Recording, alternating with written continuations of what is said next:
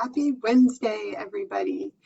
I'm Mindy, again, Executive Director of Bagot. Maybe after a few weeks, I'll quit saying that because you'll kind of have a sense of who I am and what's happening and what we're doing here each week. Today, I just wanted to talk a little bit about Bagot. Our primary goal is cancer support and empowering individuals to be their own best advocate. Obviously, a lot of that is applicable to any aspect of your life and your healthcare. But what does that really mean? So what is this terminology of self-advocacy and what does that mean? Really kind of thinking about your healthcare and where it starts. It starts right there with just you. You're the person. It's all about you and what you're doing to take care of yourself. You know your body the best and you know what you're putting into it or what's being put into it and how you're doing. So it starts with you. So self-advocacy, really what we talk about is that's your ability to communicate your needs and to make informed decisions about the kind of help and support you want. So you need to arm yourself, right, with the tools and the skills so that you can feel comfortable asserting yourself and speaking up. It's just like, again, knowledge is power, right? The more you know, the more you can do, and the comfort level is higher. Kind of like me trying to get on Facebook each week. Every time I'm like, where is this? Once you know and feel more comfortable about doing it, then you can teach others, or then you can talk about it safer, or not safer really, but more comfortably. So for me, one of the things that we talk a lot about with Bagot and what the Bagot Bag does is to really kind of help you feel that comfort level and be able to be, again, your own best advocate for yourself. Because who else can go in there and talk about it? Your caregivers can help, but if you aren't telling what's going on, then that doesn't happen. So let's talk a little bit about why self-advocacy is important. Okay? Any thoughts out there? Any reasons why it might be important? Again, what is self-advocacy?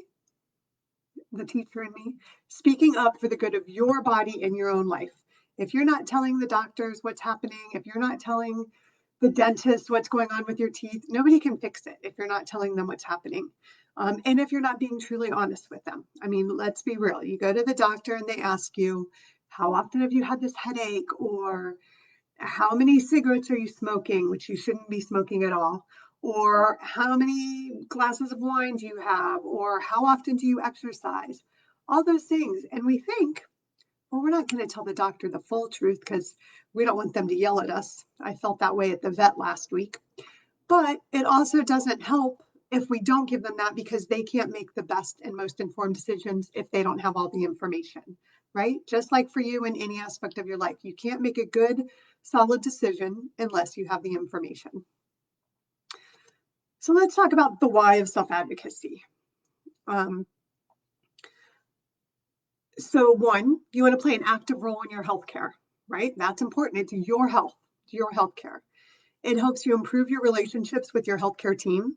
So when you go in and are able to communicate that with them, just like I said, it helps build that relationship so you can all ensure that you're living the best quality of life. You can receive better quality of care. It helps improve your long-term health and your well-being. You can get your needs met. You're able to voice your personal preferences. If you aren't speaking up for yourself, then how are you going to make sure that one, you're getting the right health care that works for you, but also you're able to do the things that you want to do during that treatment or during care. It helps you have a little bit of level of control over your life and what's happening. And it can help you manage and prevent your health problems, right? I think of a friend of ours that's been a Bagot fan, and she's out there, and she tells a story of how she interviewed a number of doctors when she was going to have to go back in for her treatment, and because she wanted to be able to exercise and ride her bike on a regular basis, even while she was doing her chemo, which she did. And I might have said that story before because it's still very powerful. But she knew what was important to her. She knew that this is an aspect that she needed doesn't work for everybody, and it might not be important to everybody, but for her, it was crucial. And for her to live her best life and to get through the treatment of what she was doing and to be able to do the things she wanted to do, she had to speak up and make sure that they were going to support that her and the doctor could have a conversation about it openly and honestly, and that they could make that work. That's why you need to advocate for yourself.